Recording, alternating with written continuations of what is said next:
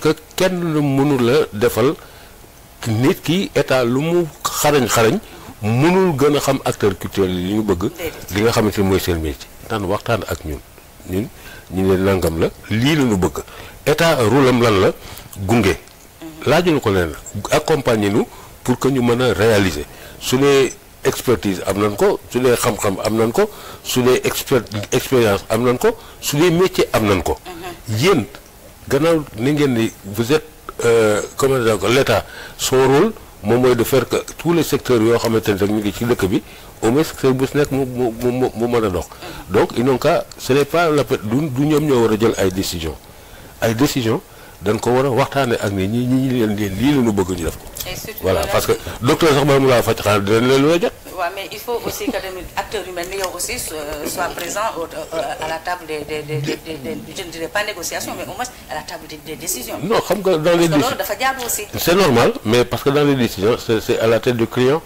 c'est-à-dire quelqu'un boo xamante ni parce que xam nga li naan Sénégal dafa bari ay ñoo xamante ni voilà donc dañoo ay ci lobby.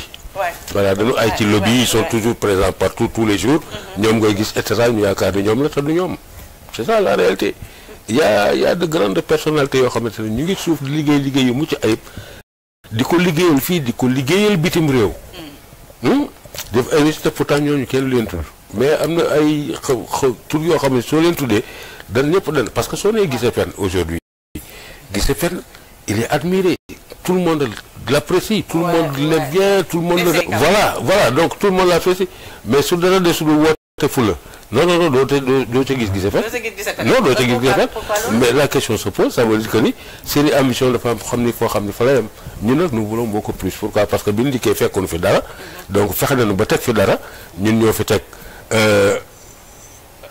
association bi nga xamante ni moo nekk en collaboration avec la Banque mondiale ñu liggéey ba indi ba teg fi tey SODAV ñun ñoo fi liggéey ba teg fi ce qu'on appelle la copie privée ñun ñoo fi liggéey ba teg fi comment dire encore le statut de l'artiste qui n'est pas encore effectif mais au moins am na fi les problèmes sociaux yi nga xam ne ni alors war nañ ko gérer tout ça c'est à partir de notre travail mais donc ça veut dire que ñun am na loo xamante ni indi nañu ko fi qu'est-ce que li ñu leen waaj moom mooy gunge leen lu ñu won leen yoon wi ni leen lii la. waaw mais justement à propos de gunge boo gis tamit c'est vrai que nit da nga koy gunge ba mu ñemee doo ko gunge ba mu yegg. mais gunge boobu aussi dafa am lu mu laaj. absolument dafa am lu mu laaj vous avez un ministère de tutelle. autant pour moi. mais man dama xamul en fait à quel sens s'ouvrir par rapport à ce ministère. parce que c'est tellement fragmenté ba nga xamante ne. doo mën a xam yow en tant que acteur culturel tey boo doon dem ci ministère boobu c'est kan qui est ton interlocuteur.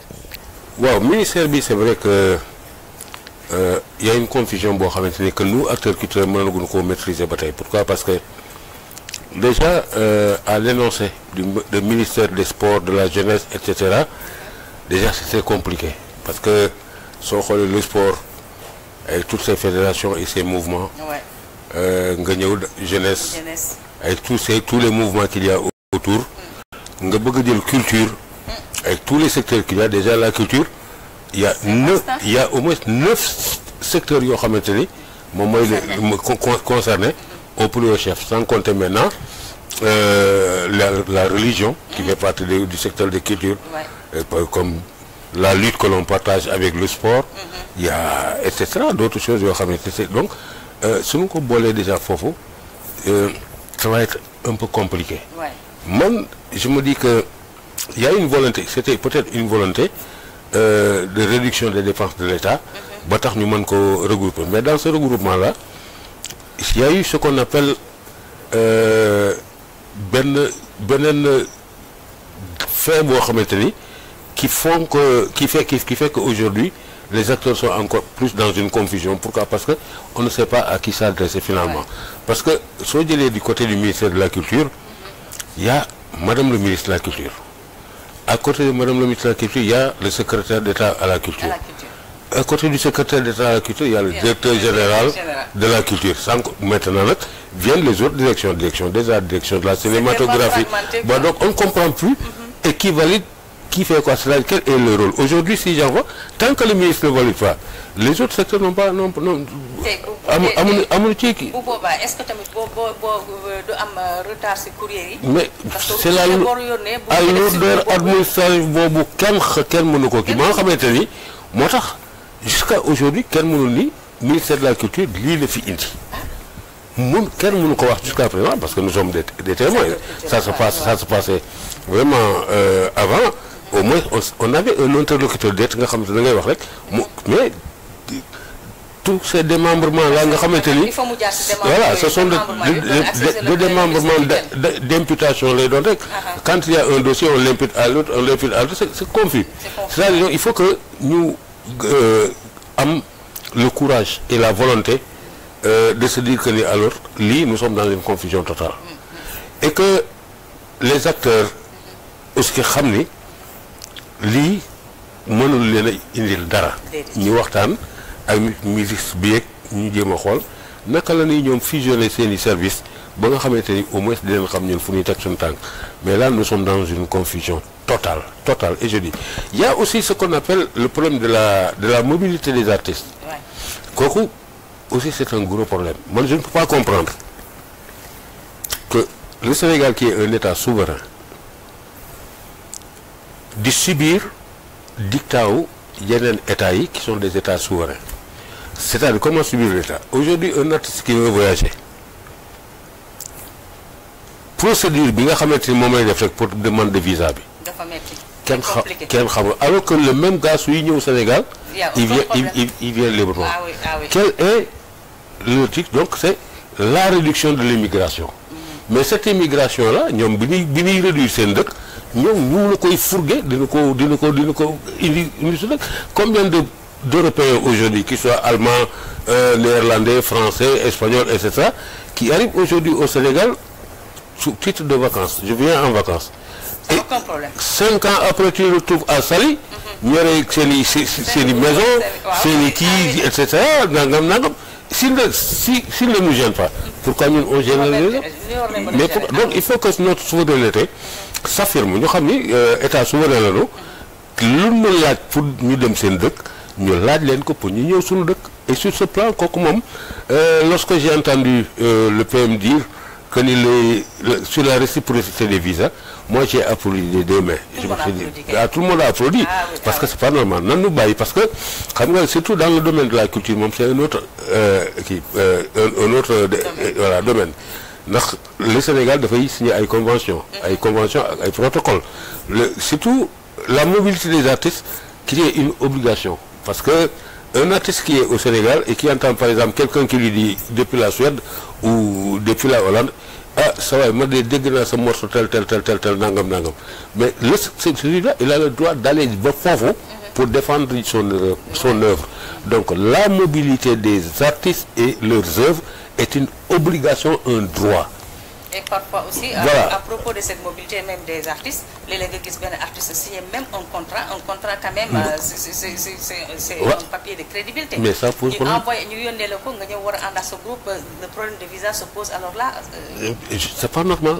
C'est pas normal. C'est un dictat boo xam ni ñoom ñoo ko imposer ñun ñu nangu ko. C'est pas parce que ay réew yu ndaw lañu. dañoo am suñu souveraineté et que il faudrait que nag les autorités wax ak comment dire encore wax ak les représentants diplomatiques yi nekk fii ñu jox ñu cër ñu jox ñu respect parce que rien que rek pour nga dem jël ci sa visa on te demande d'aller par exemple dans un service qui s'appelle VSF France comme je sais pas quoi Visa France pourquoi cet intermédiaire entre kii wut ak le consulat. Et cet intermédiaire-là te demande de l'argent et c'est de l'argent qui ne te garantit pas d'avoir ton visa. C'est sûr. Ok. Nga dem déposer ce visa. Accordé ou pas accordé, de toute façon, si c'est pas accordé, tu n'es pas remboursé. Même c'est les pays, c'est les démembrements de l'État yoo xam ni ils sont subventionnés. Mais si par exemple une ambassade comme la France reçoit environ 300 visas par jour, à raison de 65 000 francs par visa. Ça fait combien par semaine, combien par mois? Il se retrouve à 5 milliards et poussières yoo xamante ni ci poches sénégalais qui ne sont pas remboursables. Mais c'est pas normal, il faut que ça s'arrête. Et ça, il faut que les autorités jéem a nag xool naka la ñuy alléger le souffrance de ces Sénégalais par rapport à suñu leen joxul seen visa na leen delloo seen xaalis. c'est un minimum. Vous êtes libre de le pardonner mais vous n'êtes pas libre d'encaisser.